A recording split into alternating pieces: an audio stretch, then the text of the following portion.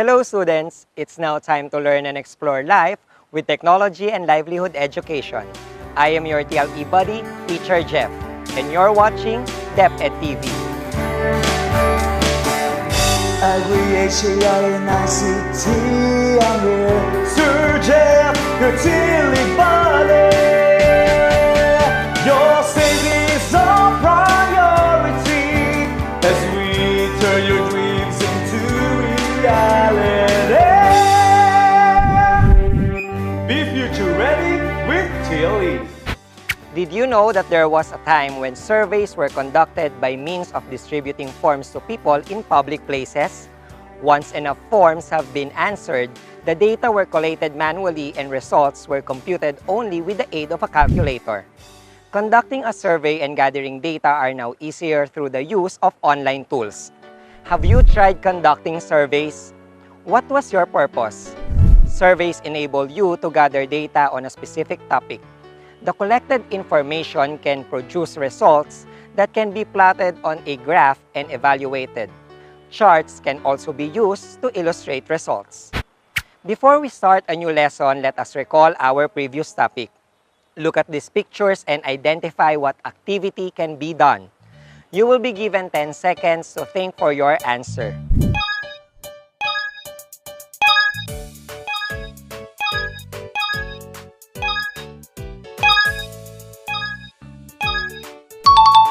If your answer is audio and video conferencing, you are absolutely correct.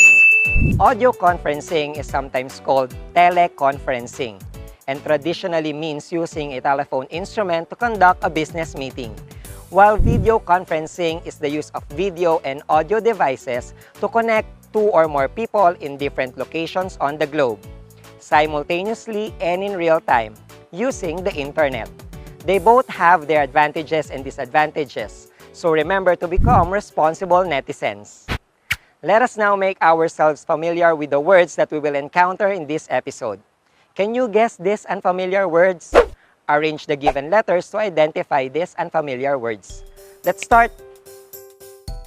Refers to query, in order to collect data for the analysis of some aspect of a group or area.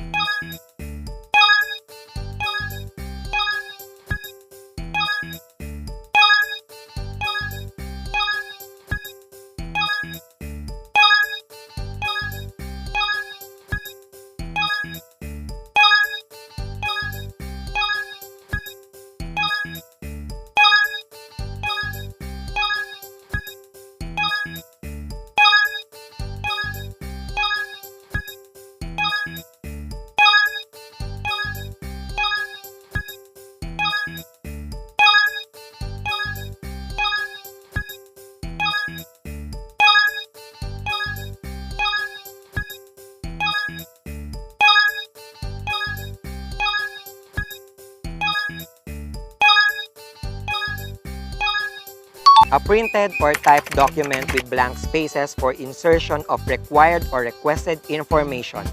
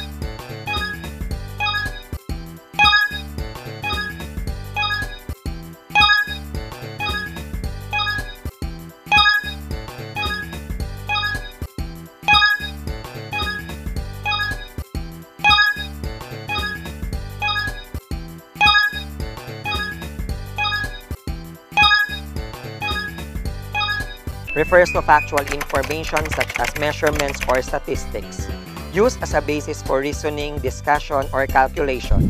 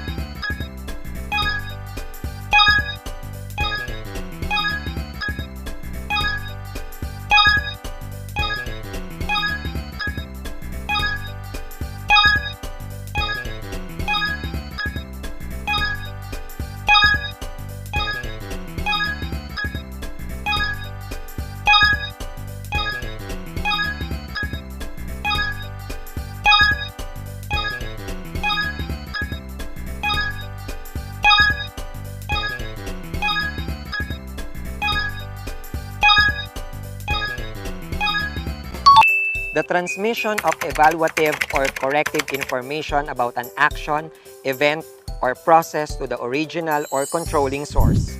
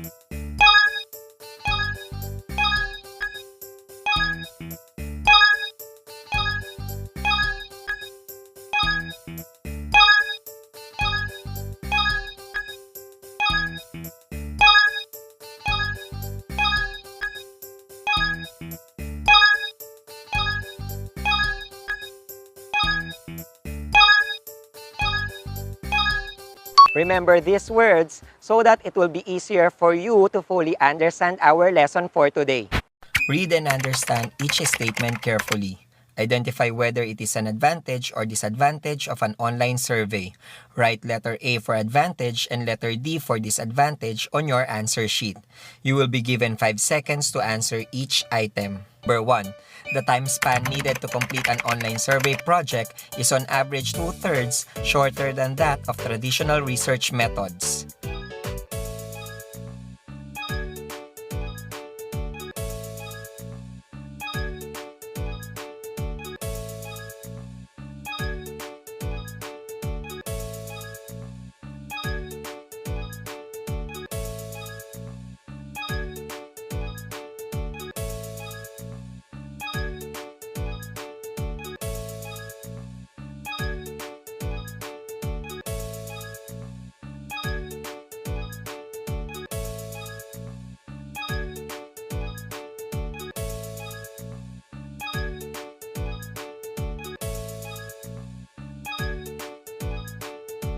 Number 2.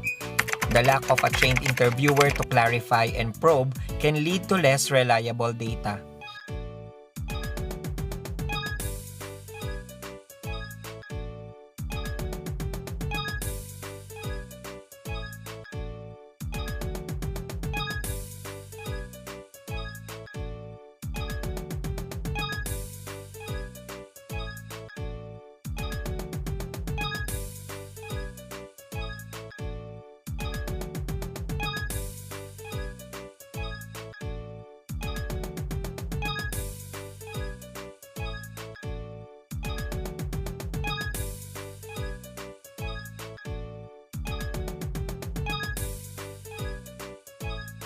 Number 3. Using online questionnaires reduces your research costs. You will save money on postage and you don't have to allocate time and resources to enter the information into a database.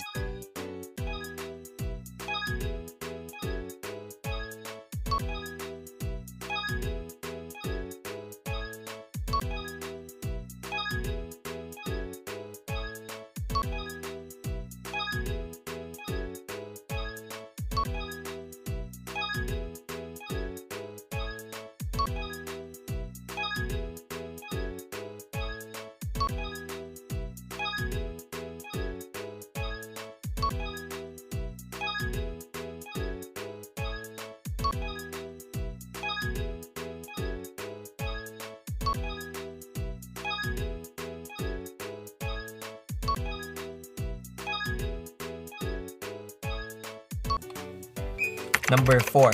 The main benefit of online surveys for researchers is that they increase productivity by saving time.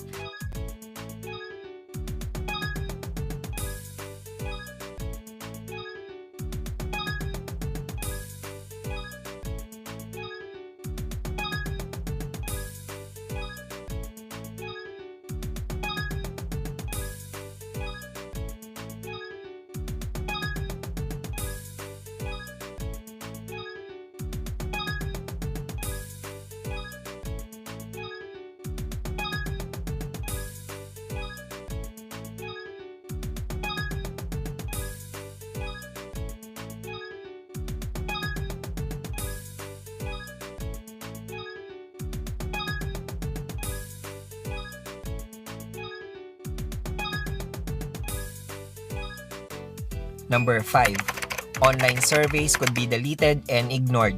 People hate feeling poked, and if they get annoyed, they just have to click delete.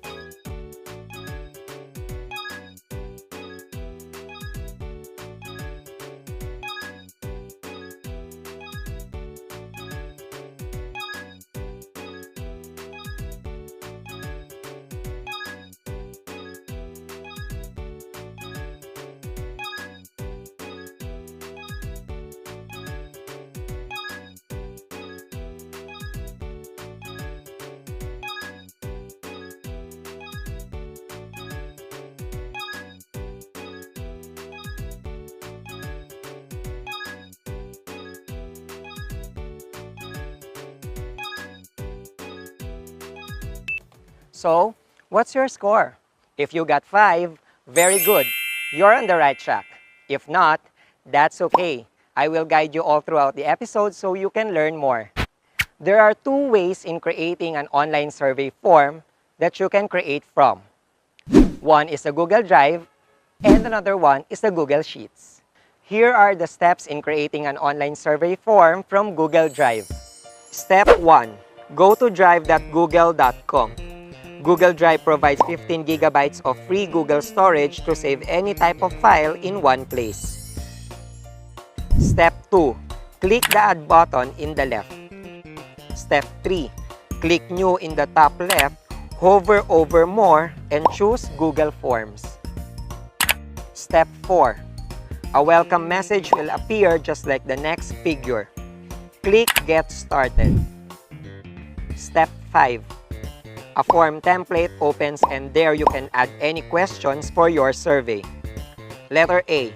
Start with the title of the survey. Click Untitled Form in the upper left corner and type the desired title. Letter B. Check the box labeled Show Progress Bar at the bottom of form pages. If you like to see the progress bar, indicating how much of your form they've completed. Letter C. Type the question in question title text box. Letter D. Select the question type. Letter E. Click Done. Letter F. To add another question, click Add Item button. Now, here are the steps in creating an online survey form from Google Sheets. Step 1. Click New in the top left and choose Google Sheets in your drive. Step 2.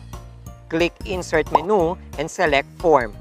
A message will display at the top of the page that a new form has been created. Step 3.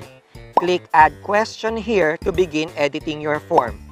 Tip: to get rid of this message, you can click Dismiss and continue editing your spreadsheets. Here are the steps in processing online survey data by using Google Form. Number 1. Create an account using Google. Click Create Account and then select For Myself. On the next page, you provide some information, first and last name, username and password to create your account. You also have to verify your phone number so Google can make sure you're not a robot.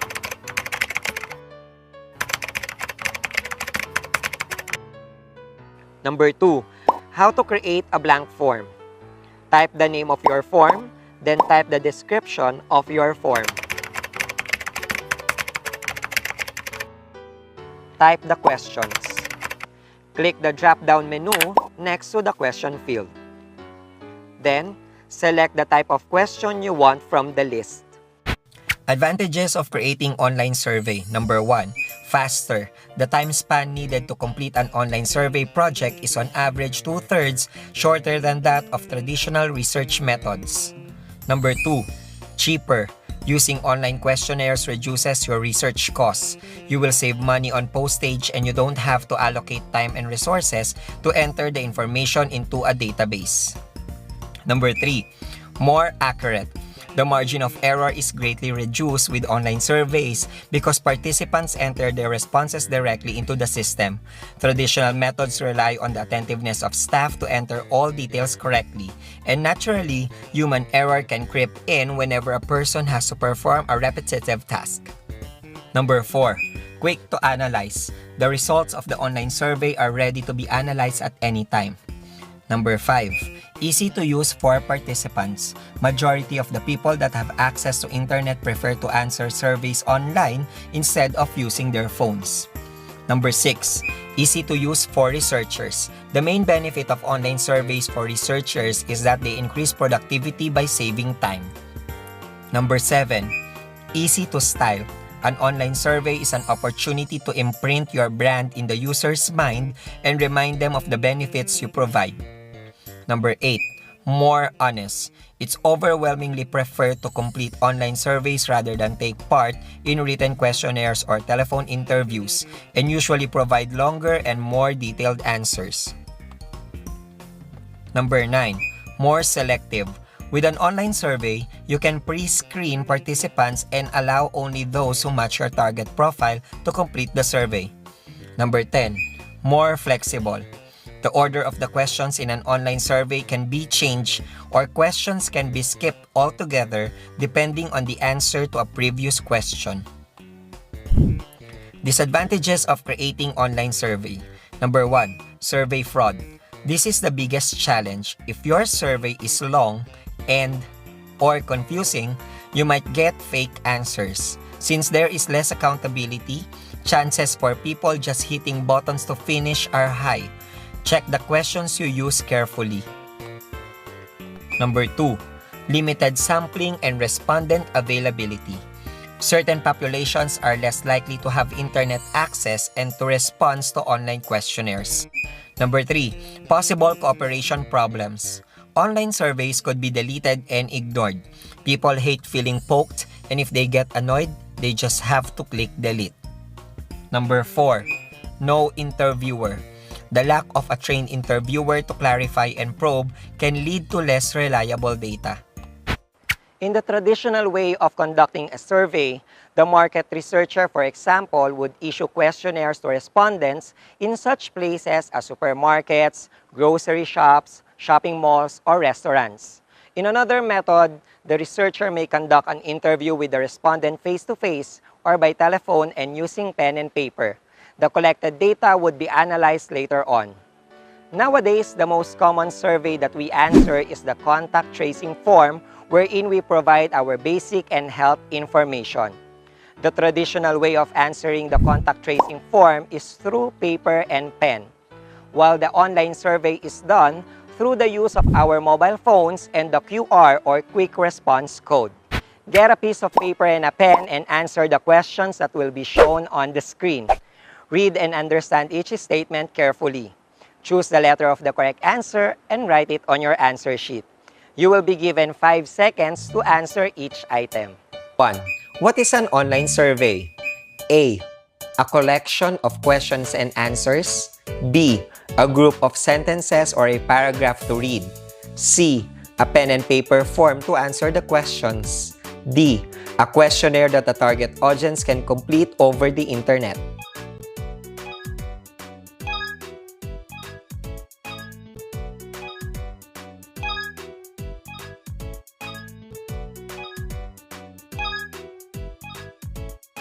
Number 2. In a survey form, settings are adjusted for single reply. How many times a respondent can submit their responses? A. Once. B. Twice. C. Thrice. D. Many times.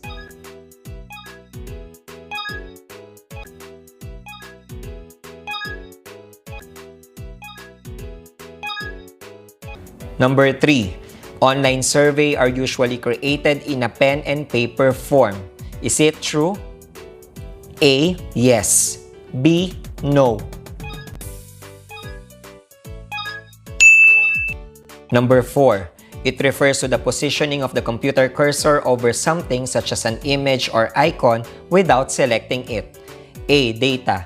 B. Forms. C. Hover. D. Survey.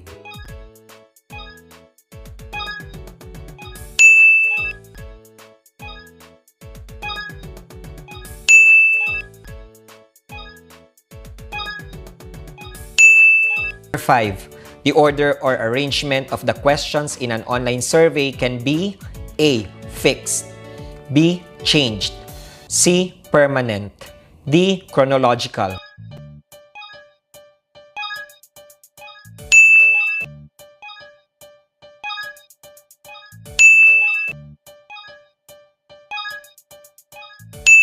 Number 6. One of the tasks of the Google Forms is to collect the respondent's email address. A. True. B. False.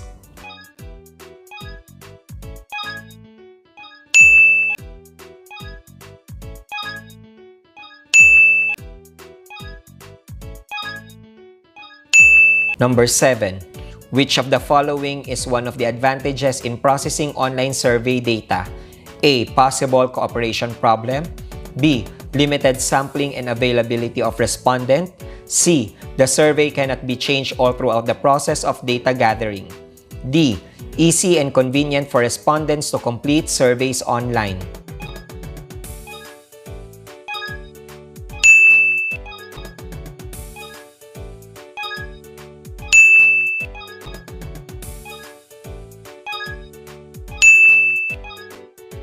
Number 8. What is the first step in using Google Forms?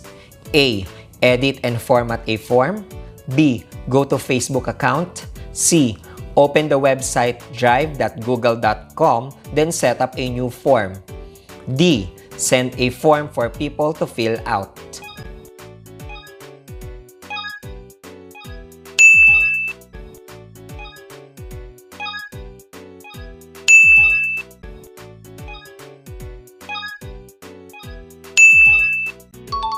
Number 9. Why Google Forms is one of the recommended online survey tool we use in processing an online survey data.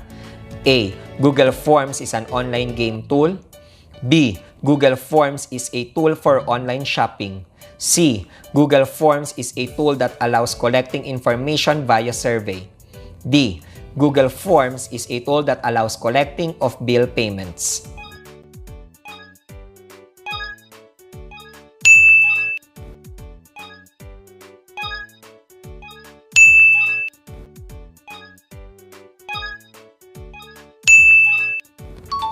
And the correct answer is, making questions in Google Forms. What type of question allows you to select more than one answer?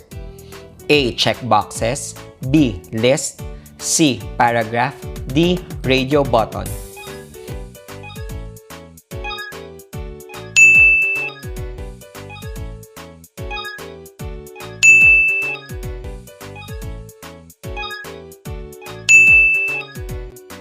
So, what's your score? If you got 10, very good.